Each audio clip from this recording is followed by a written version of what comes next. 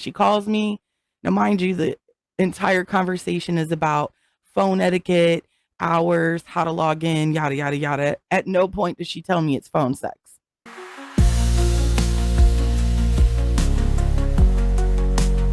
So I have to ask, because you've been in the game for 20 years, right? I have 21 this year. I celebrate 21 years, 2 decades plus. I got to do math then. That's what, like 2004? Yeah, around the end of 2004 going into 2005. So before the internet was really the internet. It was still old school forums and message boards and analog and AOL. Like, I started off of those discs where it said 30 days free, and you had to like plug it into your phone, and you logged on and it went connecting.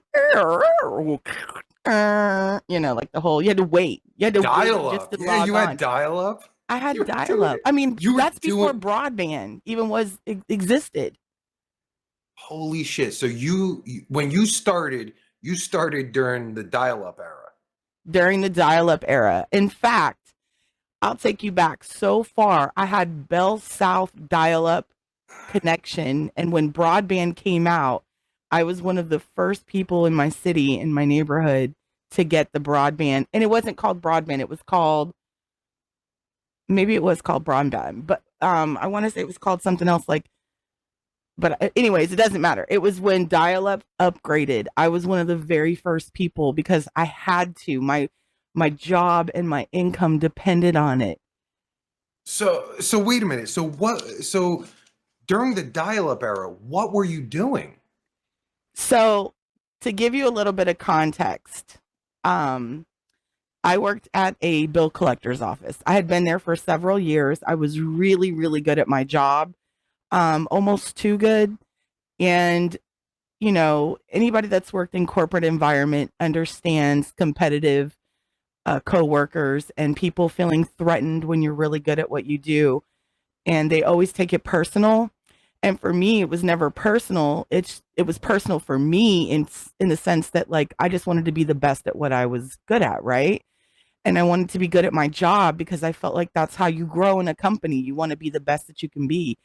Unfortunately, for people who are accustomed to being paid to do half-ass work and are okay with going up the chain of command and getting better jobs, but not doing better jobs, it's very threatening to them when a person like myself, who's highly ambitious and wants to take pride in my work, they see me as a threat. And it's like, I'm not even looking at your job. I could care less about your job. I just want to make sure I'm doing my job really good so that I can continue to have a job. I understand that, you know, job security is not guaranteed. So early on, I realized that, you know, maybe the workforce wasn't for me. I ended up getting into a situation where my health was really, really on the line, and a lot of it had to do with my workplace. Later, I would find that out. But during the time, I had a serious health scare, and in fact, I was at work when I passed out, and the HR, who I had friends that I worked with that were like, hey, let me take her to the emergency room and I'll stay with her till her family gets there. They refused. They were like, nope, you got to stay on the phones. HR took me to the hospital, dropped me off in the ER while I'm unconscious, mind you, and left me in a wheelchair.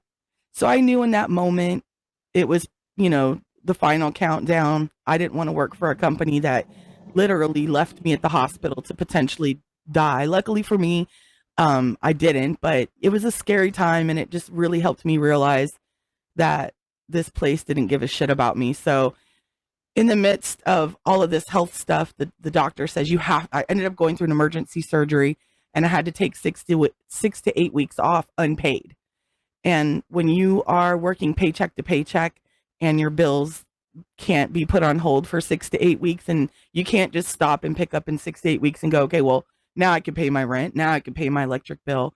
I had to do something. And so I felt like since I had all this downtime, even though I couldn't do anything physically, I'm like, there's got to be something. So I go online, I'm perusing the internet, and I see these work from home phone jobs. And I'm like, oh, I can do that. That's easy, right? So boop, boop, boop. I'm applying for all these jobs, and this lady hits me back immediately. And I'm like, oh, yes, yes, we're working. We got something here. She calls me. Now, mind you, the entire conversation is about phone etiquette, hours, how to log in, yada, yada, yada. At no point does she tell me it's phone sex. But at the end of the call, she finally admits to me, well, I see that you're interested, but here's the kicker. It's a phone sex job. By this time, I'm like, fuck it. I got it. It's mine. And to, also add, I had been dating a lot of military men. I had a little infatuation for men in uniform. And so I was already doing phone sex for free anyways with these boneheads that would call me from around the world. And I would be like, oh, this is fun. So finally, I found something that I'm good at and something that's going to pay me while I'm at home, with the intention that I'm going to go back to my job eventually, but let's see how this works. To make a long story short and keep it, fun and entertaining, I was really good at my job. However, they don't tell you that your picture on the internet is not you, which it never occurred to me who it was. I just assumed it was me, but I never sent them pictures. Yeah. I never sent them pictures. Well, I get a phone call and this guy says, ooh, tell me what you look like. And I'm like, well, I'm about 240 pounds, 5'6". And he's like, click. And instantly I'm like, oh shit, did I say something wrong? Like, what the hell? So I call the lady that's managing me and I'm like, Houston, we have a problem. And she's like, what? And so I explained to her what happened. And she says, oh yeah, it's just random pictures that we get from, kind of like stock photos before stock photos were stock photos. And I'm like, that's not going to work. I'm not a good liar. That's not going to work for me. I'm not going to be able to be sexy and in the moment and think of what my pretend character looks like. So Platinum Puzzy was born because somebody had to come in and take some hot, sexy photos for the internet. And once I realized that there was a niche and a desire for plus size women, and that there were men out there that were seeking women that looked like me, Platinum Puzzy became infamous. So phone sex turned into doing pictures, turned into doing movies. I was more of a home movie amateur person. The big productions don't really work for me because I'm just not a good actress on film, and I don't like someone telling me what to do intimately. I don't care. I don't know if I would do good on a regular actor set either, but nonetheless, so I perused through the adult entertainment sector for a few years and made a name for myself. And then I decided that it wasn't for me, and I'd rather help other people build their brands and gain the tools, the knowledge, the resources, and the skills that they need to be entrepreneurs in a very sensitive, intimate environment, i.e. iHeart BBW.com, and I am now the CEO. All right, so that makes sense. You really are the OG of BBW porn. I am. I am one of the original.